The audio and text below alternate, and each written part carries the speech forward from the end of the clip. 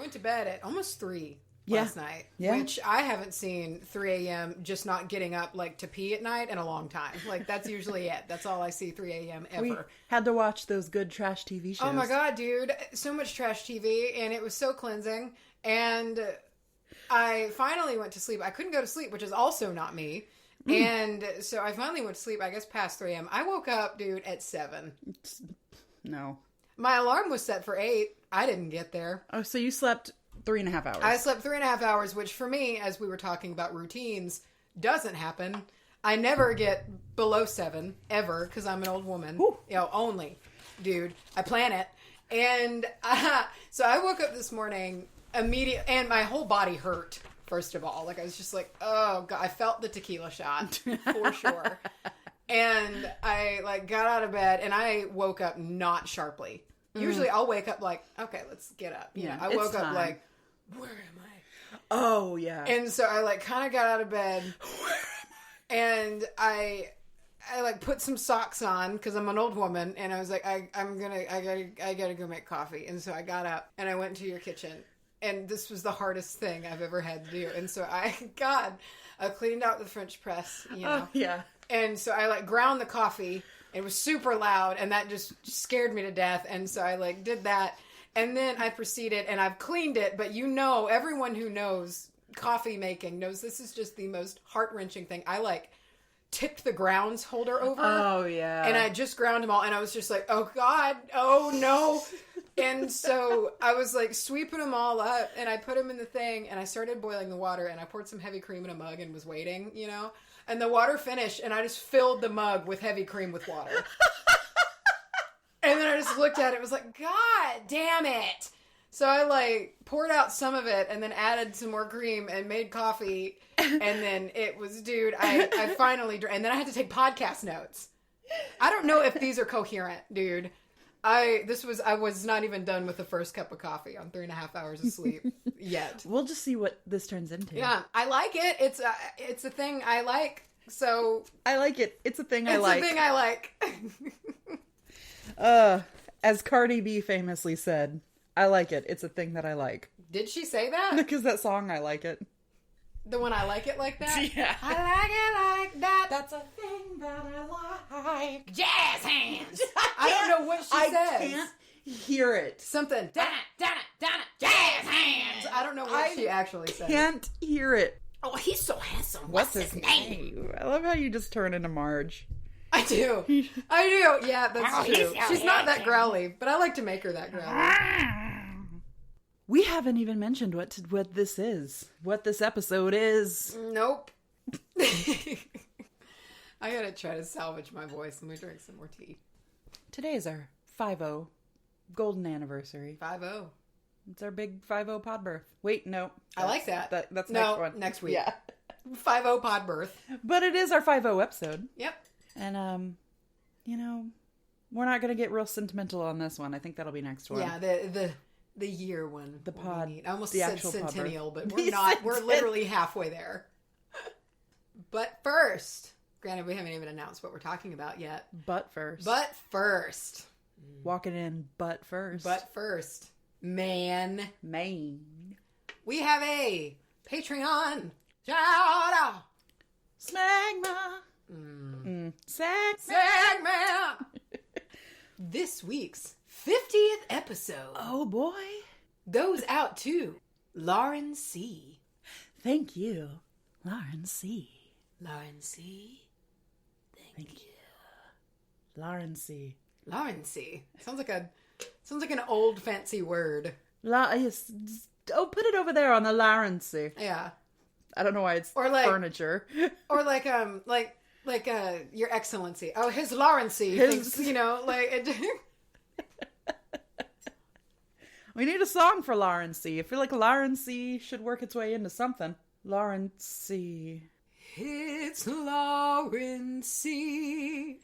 On the horizon. Oh my God. Why does the Lauren C. call? It took me a minute. I was like, what is this song? Oh, that. I know exactly what that's like. All right. What you talking about today? On this 50th episode, what will you be spraying us with your knowledge about? I have a friend of mine that I really like. I'm talking about Spiderwort. Whoa, what? Yeah. What is this? Oh, you know what it is. It's the cute little... You know what it is, bitch. You know what it is, bitch. It's the cute little wildflower that's purple with 3 petals. Oh, and does it look like a little Scullatuia, almost? Is the one that looks like a little spider?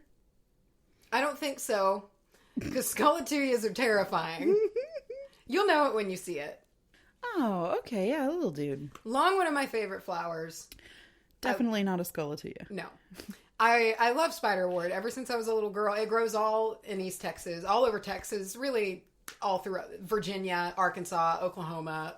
It just grows really in the southeastern states. Very handy little guy. Very much so. There are some magical uses, which I have.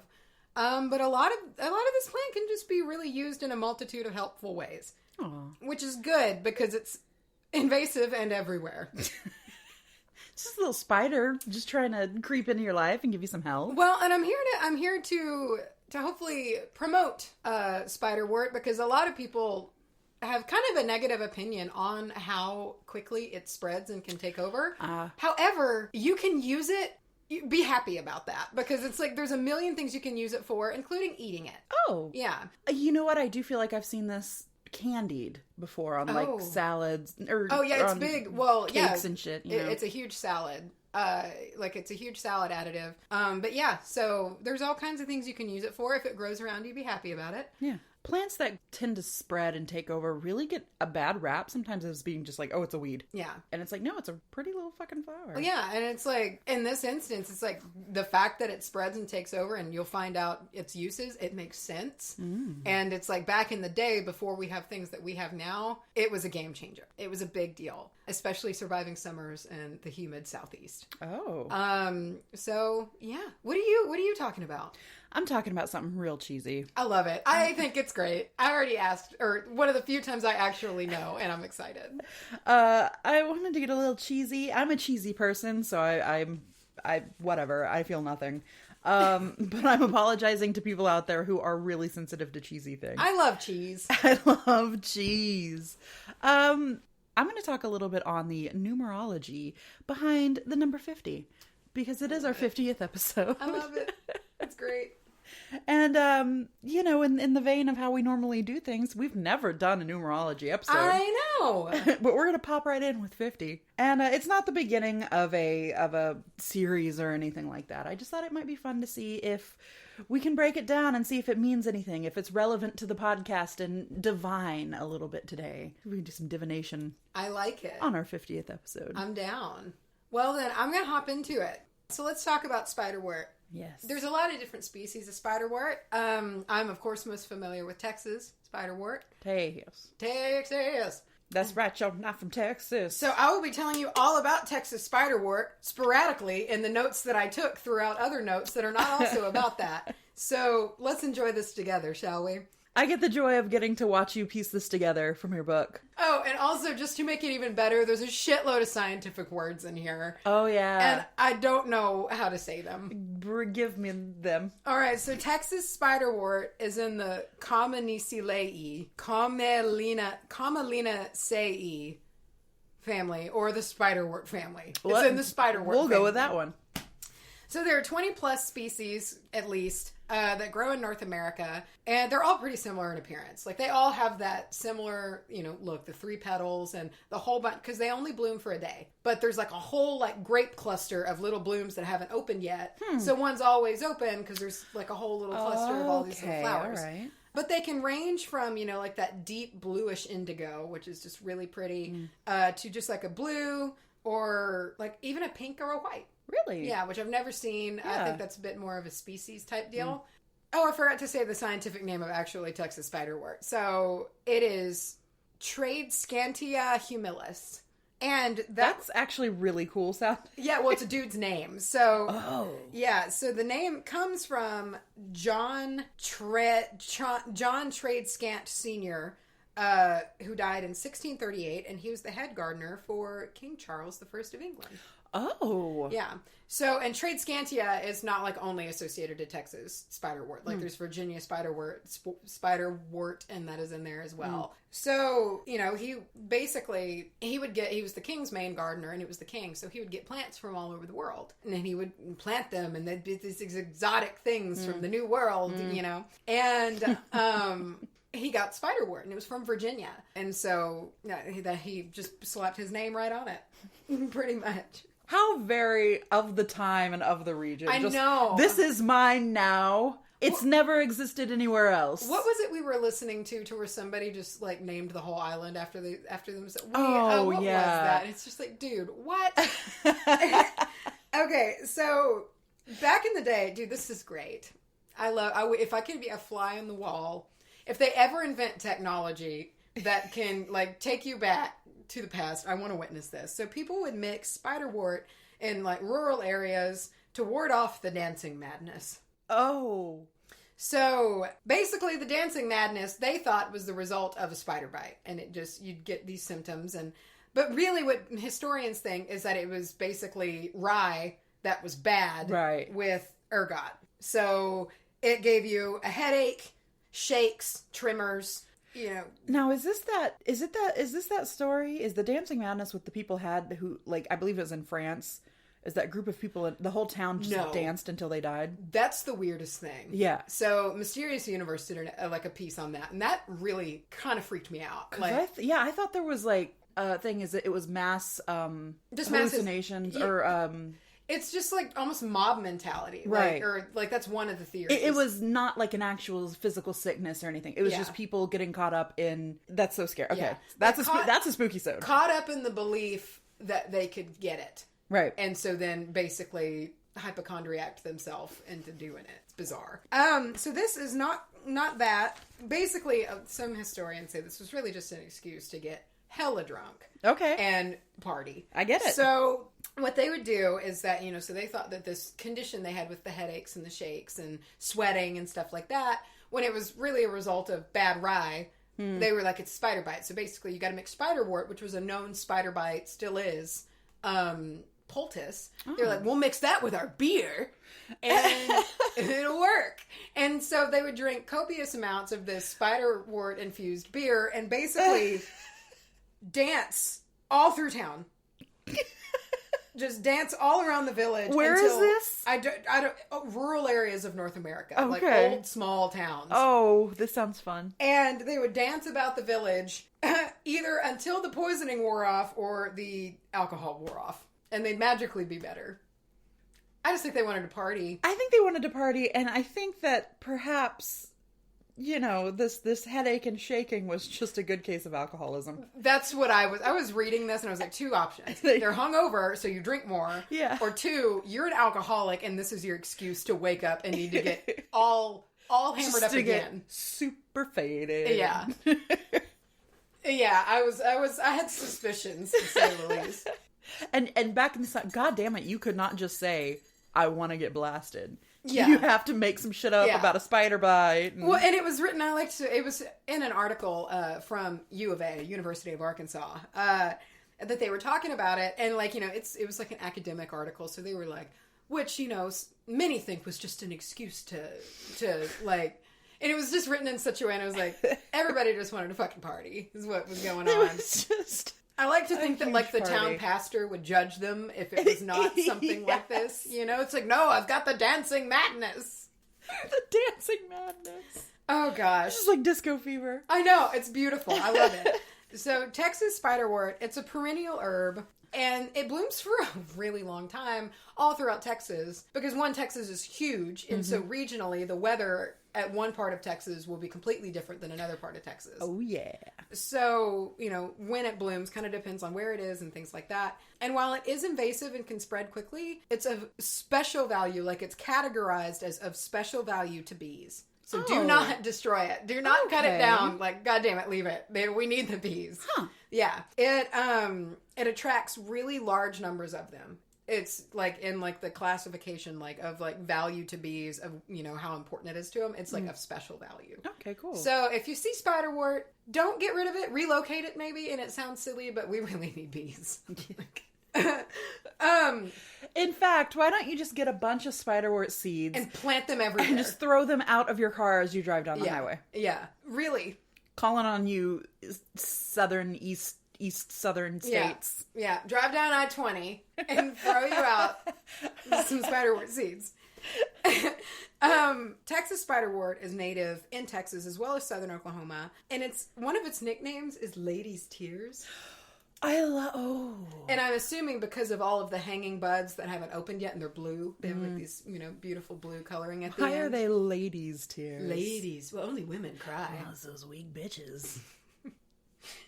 But it has a shitload of medicinal uses.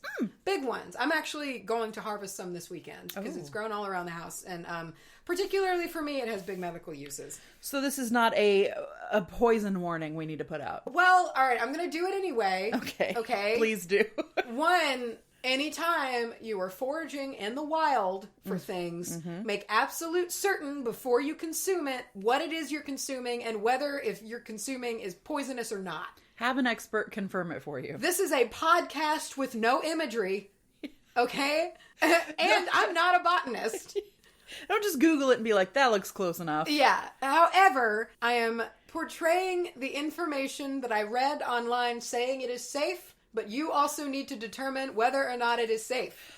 Also, just always refer to our disclaimer where nothing we say is true or useful. Don't really know what we're saying. That being said, it's super medicinal. Let's talk about it. So the whole plant can be consumed.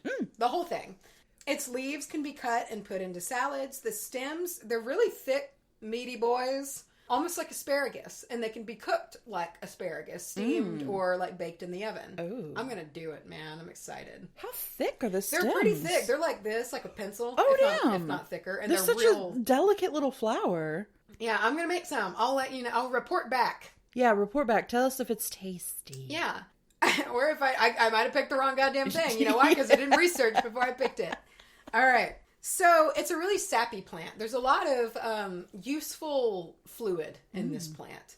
Yeah. I'm gonna just let it sit. Yeah. So the stem, when cut, similar to like aloe vera, oozes a clear liquid. It has like that jelly inside. Viscous. Yeah. And it's kind of sticky. So, and it comes out when it's cut or harmed, particularly the stem. So the sap and really multiple parts of the plant have long been used in poultices. Particularly, I think I said the stem. The leaves, usually people would chew them or crush them up and, put them in a poultice on insect bites, such as spider bites, bug bites, mosquito bites. Think about where these plants are located. You know? I mean, long been used. Native Americans would use it for these purposes. Yet another case of the earth providing something that is needed in the area that it's needed. And we promptly forgot about it. And we go, it's a weed, get rid of it. Get rid of it! Yeah.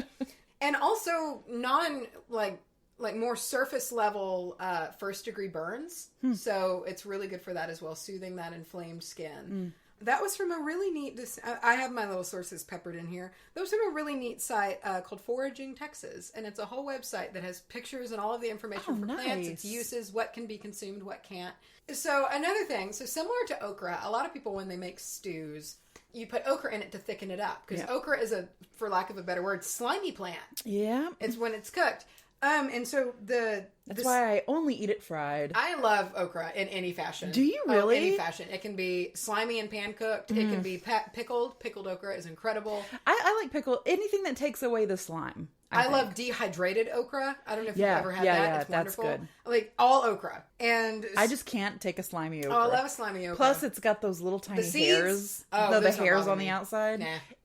I'll eat a kiwi like an apple, so that doesn't bother me. What is wrong with you? It's where all the nutrients are. You eat those little hairy bitches? Yeah, Hunter does too. Oh my god. I'll bite out the top, each side has a little hard nubbin. And I'll bite that off and I'll just eat the entire thing. It makes sense. Do you leave banana peels on your bananas? No, I'm not a monster. Do you eat whole pineapples? My mom eats lemon peels. Does she? Yeah. My whole life. She'll just just eat the peel. It's kind of refreshing. I'll like have a nibble, like it's a breath freshener, but she will just eat the peel. She likes it. I took Mom out for drinks on our Mother's Day, and she had like a lemon, because we did a tequila shot, and she just like chomped out of the side of it. Yeah. Is that like a Southern lady thing? I don't know. I'll eat the lemon. Like, I'll like, you know how you can pull an orange off the peel, you know? Yeah. I'll do that with a lemon or a lime, but I don't usually go for the peel. But I don't like the peels are so bitter. It's bitter. Yeah, it's so much like essential oil. Yeah. So much, it's like, it's too much. But if you've never tried a kiwi with skin on, it's good. As well as mangoes with the skin. That's the best. Okay, yeah, I'm with you there. The skin's a little, for me, like, it's like peppery almost on a mango. It's like leathery. It's got a little... It's a texture thing. I'm a texture person when I eat. Yeah. It really matters to me. Very much so. Sometimes things don't even have to taste good, but if they're But like... if you want the texture... If it's just a delight... There's like, some bland as shit things that I will eat that make me so happy just because of the texture. I love it. Yeah, totally agree. Okay, so the roots. Let's talk about the roots. Let's talk about roots, baby. Oh. You can use them for a lot of things. So, I just got your roots baby joke. I'm sorry. wow. Go on. All right. So, they're laxative. Oh. Great start. Think, though, all right, let's think back a minute. Like, the roots of this plant covers real important things that back in the day when we didn't have treatments for it would change your life. You could die of constipation. Yeah. You know? Like, I mean, you could just go or just needing to septic and die. Flush it out. Well, I mean, and everybody knows how miserable it is. It's literally the worst thing ever, and you want to die. Yep. So, I mean, oh my God. I mean, if imagine like, oh, so-and-so has spiderwort root. Go get it. You know, it's like, oh my God, it'd be gold at that moment. Brew you some tea out of it or something. Yeah, man. So... and then enjoy the shits. Yes. The sweet shits. The sweet relief of the shits. Oh, we all know it.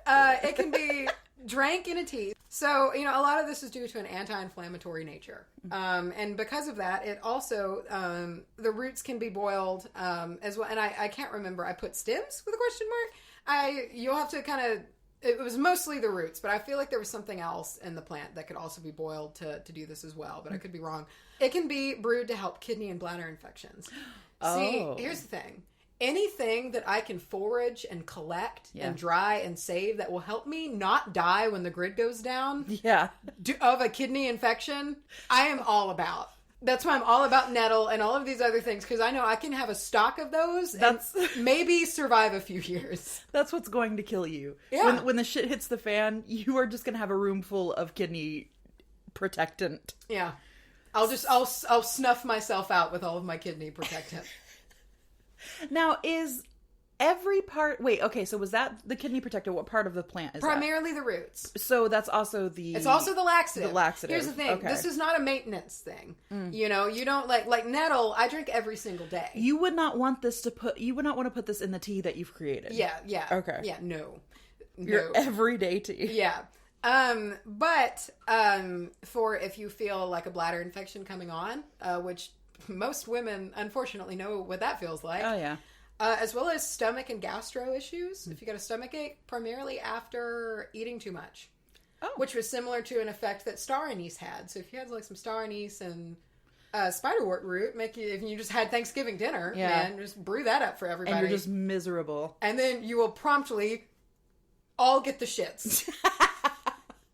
I'm just imagining like a big family in a house with one bathroom. Yeah. Everyone's just like, God damn it. Yeah. So... Maybe not Thanksgiving dinner. I retract that statement. People are just shitting in the yard. Oh, God. Oh, God. And that was from naturalmedicinalherbs.net. Oh.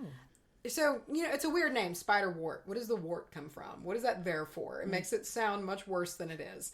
And this is something I didn't know, but I think it's super, super interesting. So, wart was used in Old English, like way back. Wart, it meant something was used for medicinal purposes. That makes mugwort, St. John's wort, all very medicinal. Okay. I didn't know that.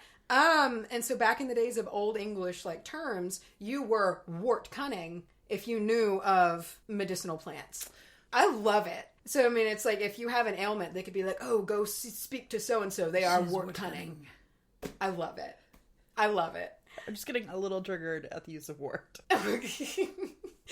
So the reason that the leaves cut up and used as a poultice are really good for insect bites are because it's full of tannins.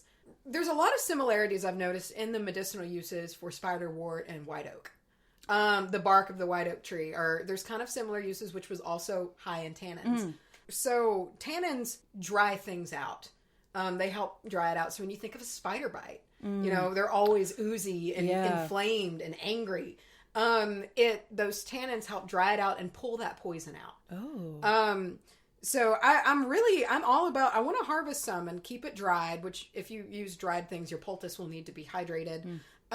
Because I'm allergic to wasps. Pretty damn allergic to wasps. Yeah. And that would just be good to have. You know, I really honestly need an EpiPen. Yeah, you probably should, dude. Like the last time she got stung, just a wasp sting. It was not anything crazy, it took right? A week it was just to recover. She sent me a photo of your ankle. My troll foot. That looked like it was 2 softballs stacked on top of each other. Yeah, I didn't walk for 3 days. Your skin was about to split open. It hurt. I couldn't walk on that foot, dude, because I knew if I did, it would blow out the sides. Oh, God. Fantastic imagery. I knew it. Dude, I like the whole bottom felt like a boat. Like it was just bowed on the bottom. Just fluid. It was awful. And this is gross. I know, man. It was horrible. It took a week. It took, I think, 2 or 3 steroid shots, a Z-Pack. It was serious. Like I was actually and I had like heart palpitations the whole time and got super out of it. So it's like, I know I need one, but I guess in the meantime, I'll just keep goddamn spiderwort around and we'll play the cards of fate. And I want to start, you know, I have all of these things I've harvested. Well, this will be my second thing. Let's step back. But I have, you know, my honeysuckle oil, which is currently still infusing in the dark. So I will have that I've made, and you know, my spiderwort leaves and roots and all dried, and can't wait. I can't wait to have things like that, you know, I'm going to gently and carefully take some white oak bark from one of my trees. Cause I didn't realize, cause when I did that episode, the leaves were new. And I said, I think I'm only surrounded in red oak. It's like an even mix. I have white oaks all over the place. Oh, really? So I'm going to have a thing of powdered oak bark for thing. I cannot wait, dude. I'm so excited. Oh, could you put that in a bath? I wonder if you're just feeling real... No, it said it was really good for like lady problems. You could put the bark in your bath and it would do its thing. Yeah. Which is also a benefit of spiderwort. Another thing that they share. So another thing that was, you know, these sites for, one of them I saw was also good for women's complaints, was how it was worded. Women's troubles, women's issues, but women's complaints was my favorite. Women's complaints. It'll do something about that cents on the dollar issue. Yeah, yeah, right. That's my women's complaint. It'll just take out the trash.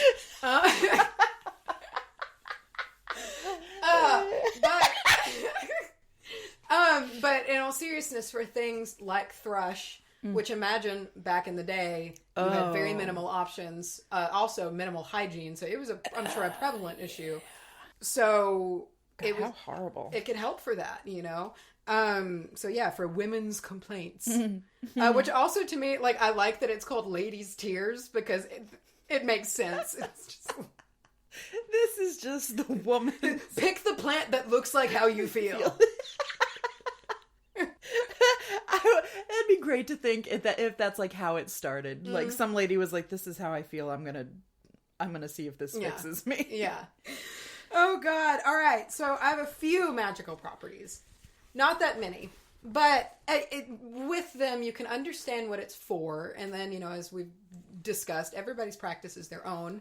So I know what I will use them for moving forward because it has like 2 set uses in magic. So it's big on attracting abundance. Oh. If you can carry the dried blooms in your wallet, just to kind of bring abundance, money drawing, things like that.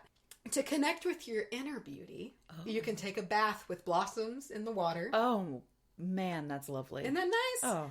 Scatter blooms around your home, I guess outside or inside, whatever you're feeling, to expel negativity and draw in love. Oh. Yeah. Seems like a very gentle, you know, it's not like a banishing herb. Well, and so that's my last point, like, to this. Because like it's not it's more of a catalyst. You know, it's not going to kick the door in. It's not your dragon's blood or your like star anise type herb that has a set purpose and it, you know, like kind of kicks the door in a little bit, or like your patchouli, things like that, you know. It's a bit more like you add it to give it that little extra, you know. If you're doing money drawing, put like an unopened like bud in there that's been dried, you know, or things like that. It's just like a little extra guy. Sweet additive. Yeah. But he's not going to do your main but, door kicking down. Yeah. But it's a vessel for that added intention. That extra little bit of intention you put in there to be like, and this for that. Yeah. You know.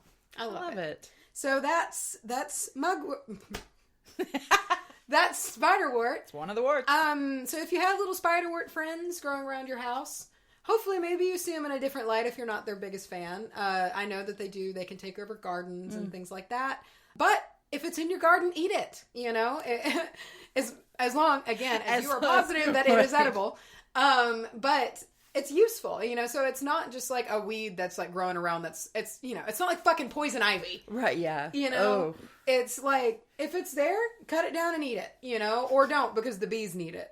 I love it. I love these little gentle flowers, the tiny ones. Yeah. I felt that way kind of about, what was it? Jasmine. Yeah, jasmine's very delicate. Just any like little delicate thing. It's not, a lot of this stuff can feel very harsh sometimes. Yeah. Going in, burning, you know, sage is just clearing your shit out. Yeah. So it's nice to have little gentle guys sometimes to soften the edges. Yeah. I always compare things like plant-based things to patchouli.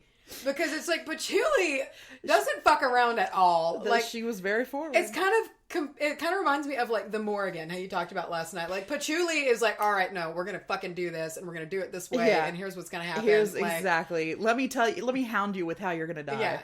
Except patchouli is like, you got a Tinder date coming? All right, let's talk about this. All right, so let's think about what we're gonna do. Like, it's just like, it's not like, oh, along with this, you feel really nice today. It's just like, you're looking fine. Drop them pants. Yeah. Drop them pants. Or whatever. I don't know. Drop them britches. That's what After talking about new medicine and plants, talk to me about numerology. Plants. Okay. Well, let me jump into this cheese ball fest. That sounds delicious, though. Oh, can you imagine if we had a good little cheese ball and some crackers right now? Oh, some good soft cheese. That's what we need for our annual. We said that we were going to do like some tea and cheese, and so we'll get. That's right. We're so classy. Let's get a cheese ball. Let's get some tea and cheese. Not like some nice brie and water crackers. No, let's get a cheese ball. Cheese ball. One of the nice ones that they roll in herbs. Let's have a crock pot with cheese dip in it. Just get a block of Velveeta. Yeah. Slice it off. Put some Rotel in there. Don't fuck with cheese dip with hamburger meat and Rotel. Oh boy. And I will eat it until I get sick. Until I'm sick. Yeah. Exactly. Until I feel like the cheese has replaced my blood. Yeah. Clark is a cheese boy. See, I'm a real cheese boy. I'm just not a cheese fan. I don't like any plain by itself version of cheese. Unless it's a soft cheese. Dude, cheese is an important part of my life. I care so deeply about it. And it is such a joy for me. I love cheese. I love cheese. All the different kinds. I will just eat it with nothing. Like, especially good dry aged cheeses. I'll just break off blocks and just eat it. And there's like the crystals inside of it. Oh my God, I love cheese. I feel like I'll get down on a good stank old cheese before I'll just eat a cheese stick. Yes. Well, no, I'll do both. I honestly, it's like my stance on chocolate. I love fine chocolates, but I will get down on a Hershey Symphony like nothing you've ever seen. I'll eat chocolate in any of its forms. Yeah, I don't care. Dude, all right, before you start, this made me so angry. I was wanting to know because I love Hershey Symphony bars. They're the big almond colored ones with the red stripes. They're kind of old school.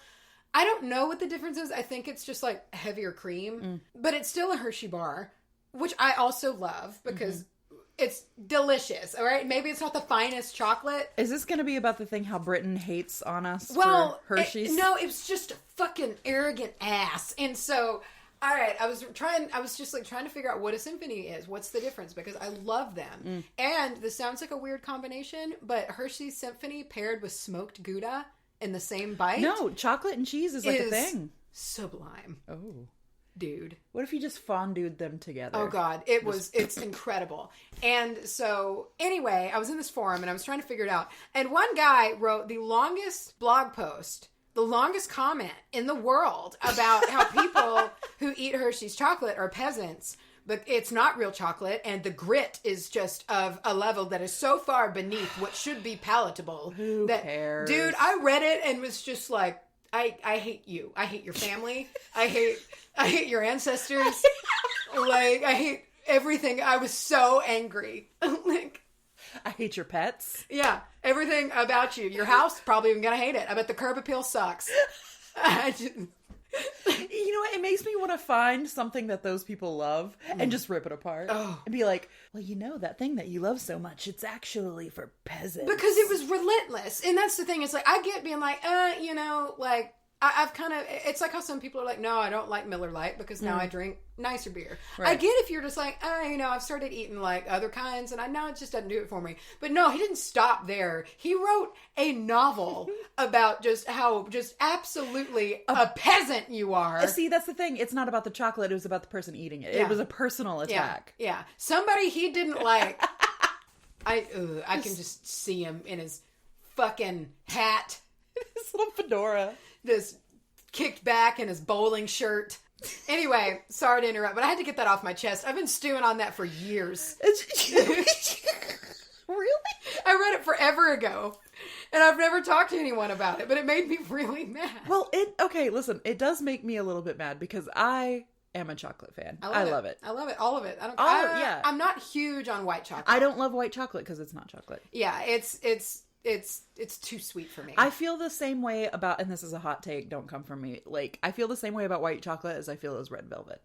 The reason that I like red velvet, because I know that it's chocolate cake. I'm aware. Yeah. It's the cream cheese icing. That's what makes it different. Yeah, so if it's a chocolate cake with cream cheese icing, and if whatever. somebody is like, hey, look, here's this pretty red colored cake that is basically chocolate flavored. I think it's like dark chocolate, which is supposed to make a difference, and it has cream cheese icing, eat it because it tastes good, fine. But like the hysteria that happened a few years ago is probably pretty over now. I'm probably dating myself. But there was like the red velvet was everything. Everything. And it's like stupid. See, here's my thing on red velvet. I am a huge red velvet fan. Yeah. Because there is a difference usually, especially if you're getting like a bakery cake. Red velvet is usually super moist. Okay. And it's just a very dense, it's always a little bit more dense. Mm-hmm. And then you got the cream cheese icing. The cream cheese icing makes it. It's the same reason I will die for a carrot cake. Italian cream cake for me. Oh, I really you can tell we're hungry. Now. Yeah. I heard Clarky Malarkey leave. I did hear him. Let me see if he's written me. Let's pause this, and I'm going to go grab a kolache because they're in the kitchen. We left this room at 11:07, and it's 11:11. Oh my gosh, we woofed those down. Yeah, it was yeah. We broke for kolaches and apparently ate them in record time. Yeah. I got the wine, put it in the fridge. We talked for 4 minutes? Yeah. No, we left at 11:07. We went through time. Something happened.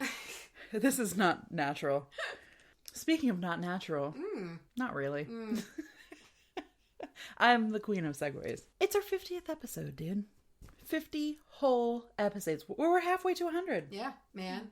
Bicentennial? We are middle-aged. Our podcast is considering buying a Ferrari and quitting its job. Yeah, we might be in a bit of a crisis.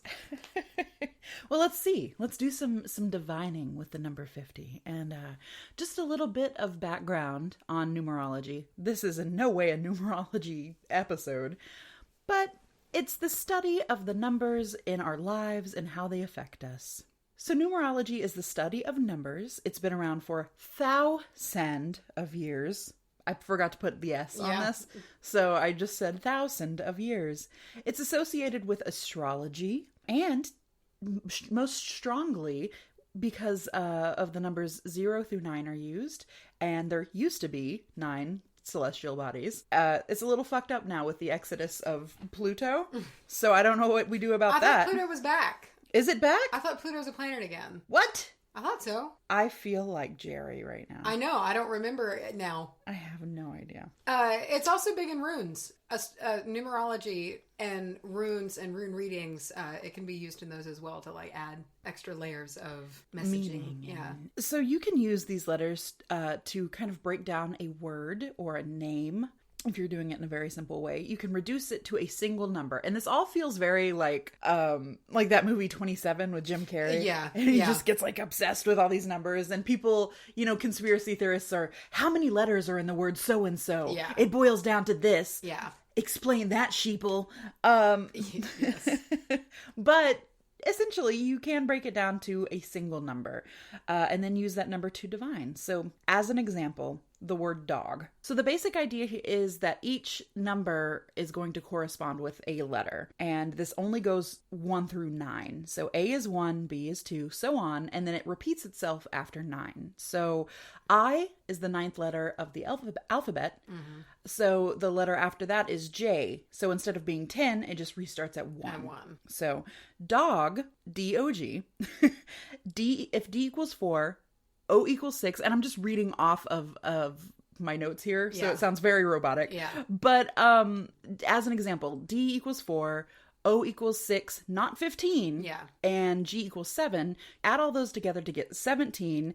And when you're left with those two numbers, you then add 1 and 7 together for a total of 8. Does that make sense? Yes. Yeah. Okay. So you would then use this number 8 to divine. And as with any divination, it really depends on the question that you've asked and the intent that you focused into it. Because if you just read, 8 means this, it's not going to make much sense in relation to the word dog. Yeah. But if you were to say, should I get a dog? Mm-hmm. And then you did this and you were then left with the number 8. 8 represents hard work and life lessons. That sounds right. Because of that, 8 is seen as seeking financial and material success, but also associated with the hardships encountered while seeking both. It's about balance. Yeah. So you could, in that example of should I get a dog, you could say maybe this is what's going to bring some balance to your life. It's going to be tough, but it will also be very rewarding. Yeah. It is going to, particularly if you get a puppy, ruin your life. Yes. But it will also be fulfilling. Exactly. So it just depends on the question that you ask, I guess. So this all started with the mathematician by the name of Pythagoras. And he put together this concept of numerology. And the idea behind it was that math and numbers were better and easier to see the world with. And it kind of takes, I guess, emotions out of things. And it's a very mathematical way to break every single thing and take it from a physical thing to a very, almost robotic. He was a math guy. Yeah. Pythagorean theorem? Yes. That's his Is that his dude? So being a numbers boy, he came up with this whole concept of numerology and breaking things down to everything had a core concept and everything's core concept was a number. Mm-hmm. And then these numbers would relate to different things. And that was in Greece over 2,500 years ago. So that's the basics of how it works. Again, this is not the beginning of a series, but might make it a little easier for this cheesy ass topic that we're going to go into. So in that way, here's some stuff about our 50th episode. And in this first part, I just added 5 and 0, which is 5. 5 is adventure. Oh. 5 is new life changes and important choices. And I think that's off to a good start. Yeah. I think so far we're probably being represented very well in this. The 5th planet is Jupiter, which represents growth, expansion, optimism, abundance, understanding, and most importantly, luck. Which I feel like are all things that could describe how we've made it so far. Yeah. We have grown and expanded. It took quite a bit of luck, I think. I think a solid amount of luck. And, of course, putting out a quality product. Hopefully you guys think it's a quality product. And hard work and all these things. But you can't do anything without a good dash of luck. The 5th star sign, and excuse me here why I act very Leo about it, but the 5th star sign is Leo, and it represents drama, warmth, amateur therapist. Oh, that's specific. Inspiring, fun, and also a desiring for having a listening ear, Oh, wow. Yeah. I was reading these and I was like, this is so applicable. Yeah. I mean, hopefully we come across as dramatic and warm, but the amateur therapist part, the word amateur, I was like, that's us! But amateur therapist, a lot of people have said that, you know, to toot our own horns, that this has been a very helpful podcast in that way. If we're desiring a listening ear, that's you guys. And I just, all of this stuff kept like, oh, that makes sense. That makes so much sense. The 5th tarot card is the Hierophant. Hierophant? I say Hierophant, but I'm also not a tarot master. I don't know if that's correct, but which represents spiritual wisdom, religious beliefs, conformity, tradition, and institutions. I was wanting to say intuitions, and I know that's not real. Which is interesting, because I understand this spiritual wisdom part. Because I feel like we are on our own path. We're so wise. I was trying to make it not sound like that. But, you know, we're seeking, I guess, spiritual wisdom. And I know that the Hierophant can also be someone who teaches, especially in a setting of spirituality or even religiousness, religious beliefs. And I think that kind of is us. We're hopefully being the teachers in this situation. And then it got around to conformity and tradition. And I'm like, oh, are we too conformist? I don't think so. How do you interpret that? See, and institutions. Do we need to be... Institutions kind of made sense to me. I mean, you know, in order to get a lot of the information that we get, you know, I mean, both of us research shit every week, you know, and basically we are, in my mind, and this is, you know, early stages, we're almost creating our own institution. Yeah. You know? And that's kind of what that one means to me is, you know, in building knowledge, you become your own institution. Yeah. And thus we become one in saying what we say every week. Whether we're a good institution, I don't know. But take it with, you know, with what you will. The conformity one, I'm not certain about. Yeah, that's the one that maybe you guys out there, if you are like a tarot buff, help us come up with a way that is not a bad thing. Is what I'm asking. Do we need to conform more? Should we? That's what it is. We're so anti-conformist. The number 50 itself also carries significant weight in numerology. Anytime 0 is combined with another number, 10, 20, so on, the potential of that number is then magnified and amplified. It magnifies and brings success and perfection to the other number's attributes, which... It was said 0 is almost like this amplifier, this cleanser and this amplifier. So if you have 50 or 10, it's taking the number that it's paired with and it's making it like the highest version of itself. So all those things that were 5 before, it's taken to the nth degree, which makes me feel pretty full of myself. So a lot of this that I'm about to read about the number 50 comes from Numerology, the numbers and their meanings at blogspot.com. There will be a link because it's a very long link. Yeah, I have a few Blogspot links as well. And it's Blogspot's, it's a mouthful. All right, so the number 50 can be seen as continuing education on knowing yourself, which smacks me right in the face. Learning the true meaning of change in life. 50 energy will be filled with freedom, constant change, curiosity, adventure, and the will to live more, see more, and experience more life experiences than any other vibration. Wow. Wow. Yeah. Indeed. Good thing we're nice and tired this episode. Yeah. And I like how in this context, this is kind of, it's applying to this one episode. Yeah, that's it. Once we pass it, we're losers again. We no longer need to conform after this. We're not an institution, just this episode. The number 50 symbolizes progression and passion, the need for change, and asking questions. 50 energy appears to be outgoing and extroverted, but the natural introverted energy leads them to an interest in the unknown and metaphysical studies. Oh, that's yeah, good. Man, a lot of this was just like, this is right. The lesson for, the overall lesson for 50 energy or 5, the number 5, if you've been seeing 5, maybe you keep waking up at like 5:55. Yeah.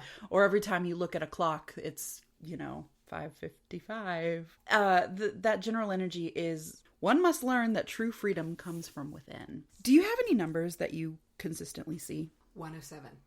107. I've seen 107 since as long as I can remember. Really? Yeah.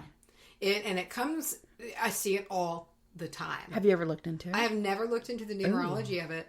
Is it just time? Or is it like you'll open a book and it's like page 107? All the time. Oh, really? Yeah, anywhere. My numbers that have been tied to me, well, and it's like forwards or backwards, but usually forwards. But in numbers that I have, my first of my like lunch number in school, 701. Really? And then like 107 is just everywhere. Huh. Yeah. And that is so interesting. Yeah. And I know we're going to have some people chime off about what that means, and I'm excited to see it. I've seen it my whole life. My dad has seen, he's 1, 2, 3, 4, which is, for some reason, that rings with like knowing him, because he's very like he's very organized, and it seems like if he were to ever, it would never just be random numbers. For Dad, it would be 1, 2, 3, 4, because that's in order and that's the way it's supposed to go. Me and my mom actually have the same one. Interesting. And it's 1212. Okay. And it's usually time. I can't speak for her, but it's just the clock. 1212. I see 107 all the time. Really? Yeah. Do you ever wake up? I've woken up in the middle of the night just specifically to look at the clock, and it's 12:12. And then it's like I go back to sleep. Yeah. And it's funny now, I don't really remember what time it was, but when I was in high school and junior high, that happened. And I woke up every night and it was 11 something. I don't remember what it wasn't 11:14 because that's like that movie, I think, or 11:16 or whatever. But it was like 11:22 or something like that. And I, for years, woke up that time. Right. Yeah. What is that? And I know there's some level of confirmation bias. Yeah. That it's, maybe you wake up 100 other times and you don't notice it because it's different numbers. But at some point, it just gets fucking weird. Yeah. I part of me wanted, like, the skeptic in me, or like, it makes me think, because we're out of touch right now, like nowadays, with how trainable our sleep cycles are. Yeah. And so I wonder if you wake up, you see it a couple times by coincidence, and then your body starts being like, oh, it's time to wake up now. Yeah. And I mean, I've worked on myself with telling myself, because there's some people who practice, like, they don't use an alarm clock because they tell themselves before they go to bed when they're going to wake up, and it works. It really, really works. Like, I will practice it sometimes. I'll still have an alarm set later just in case. But it works, and so, I mean, I wonder if that's kind of what's going on a little bit with that, because it's like in your subconscious, it's like, I gotta look at the clock, it's 12:12. I think that's probably a good portion of it.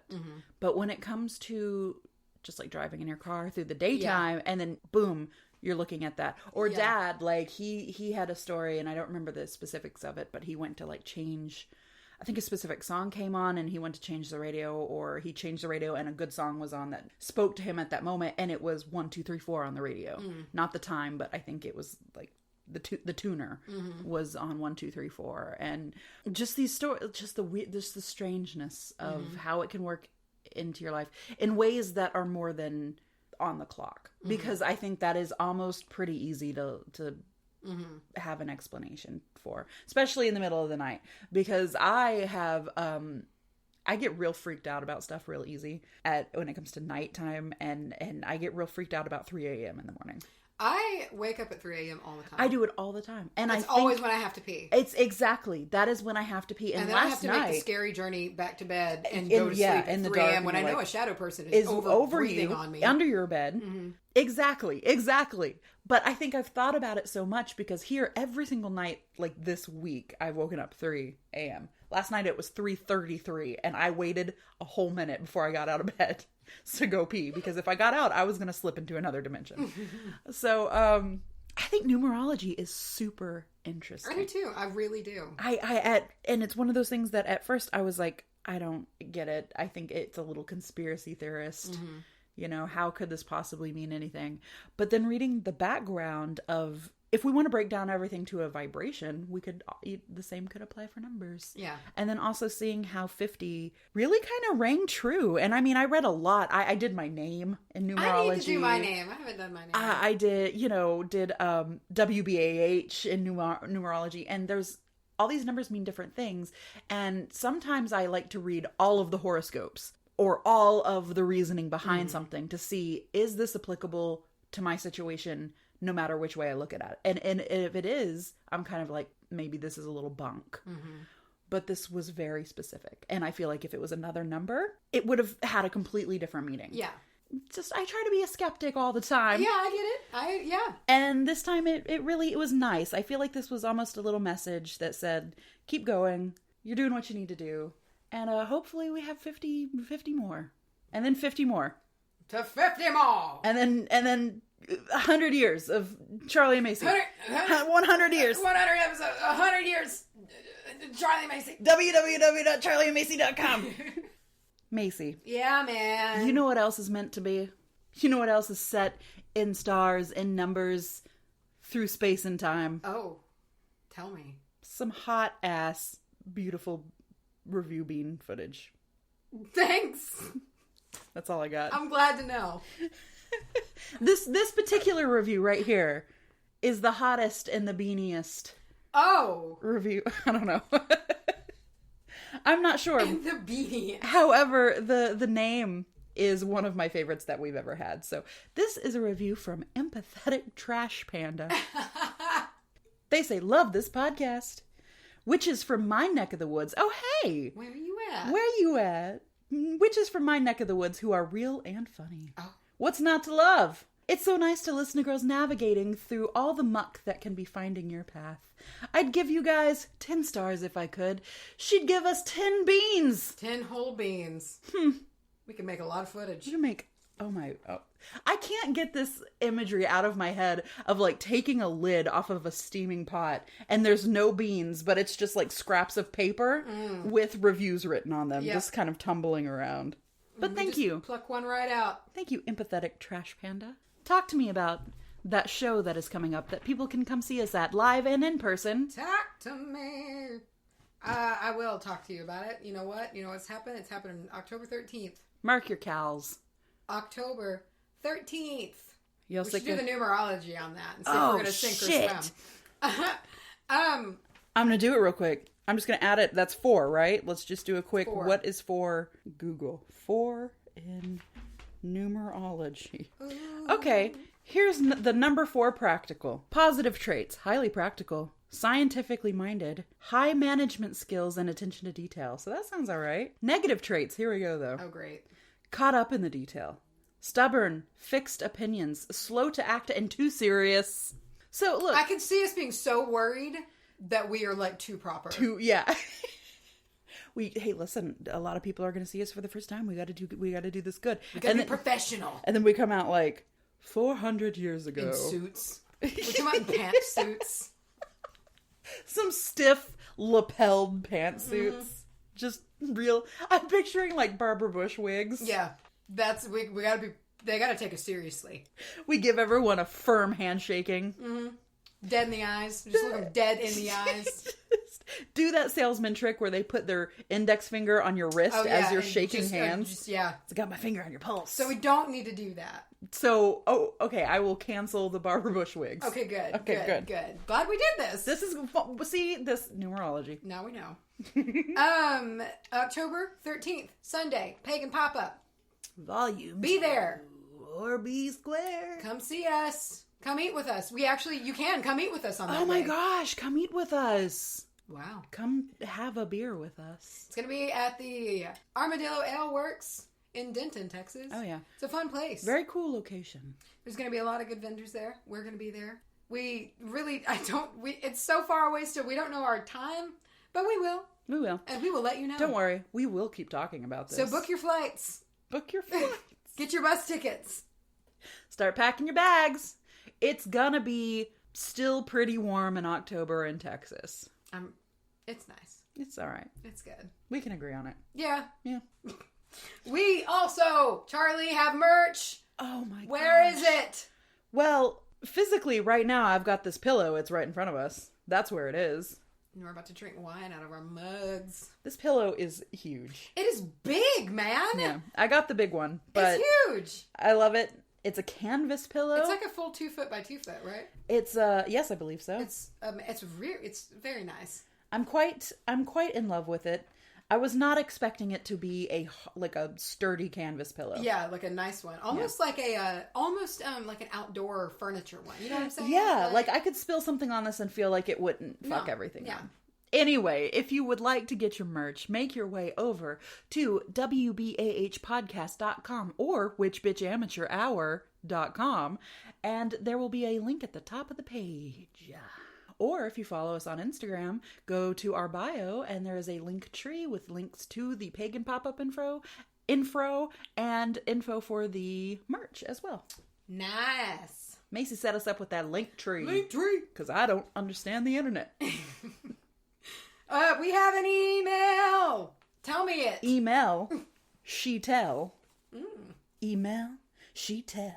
I'm trying to be RuPaul. Where's our email? There it is. wbahpodcast@gmail.com is where your spooky stories and emails can go. What is our Instagem? It is Witch Bitch Amateur Hour. At Witch. Fuck. Don't you fucking forget that at sign. It is at Witch Bitch Amateur Hour. Jim over at Instagem will not know what to do with himself. We've got a tweeter at... Bitch. Why did we both have high voices? Bitch. I'm trying to... Goddamn, it's a bitch hour. Bitch hour. Oh. Facebook.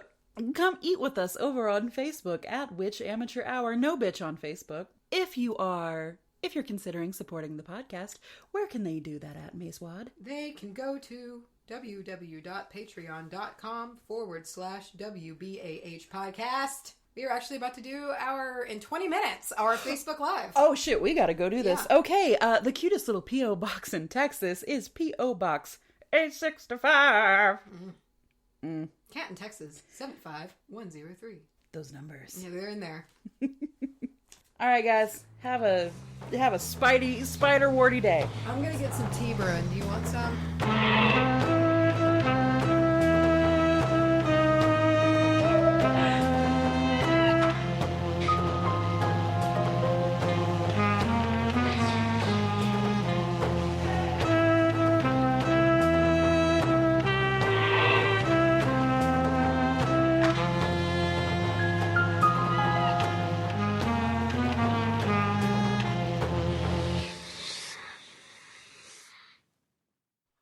Don't say dig in, it makes me uncomfortable.